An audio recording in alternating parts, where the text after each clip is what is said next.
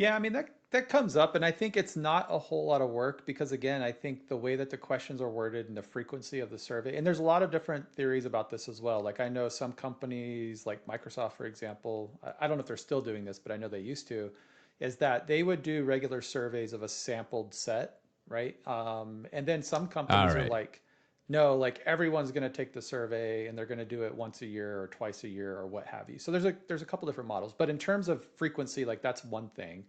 But I think the other thing is you obviously want to set some constraints about how long it takes. Um, and that's why I actually think the survey is a really good way of doing it is because you're asking things in a way of like, on a scale of 1 to 10, how productive do you feel, right?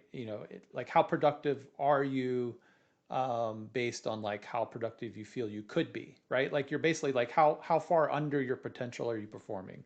Like if Right, right, and right. so I think like the things like that is where you can say like, oh wow, that doesn't take long for them to answer, right? And at the same time, it allows them to model the complex system and sort of distill it to a quick thing. Like they don't have to think about all the pieces. They just know that like generally speaking, I'm very frustrated, and it could be because of a ticket system or how long it takes to get a dev environment. But all of that will get encapsulated into how frustrated they are with their productivity, for example. And so, like, it's a really good way to kind of get to the basis of what you're going after without having to draw things out and get into all the details.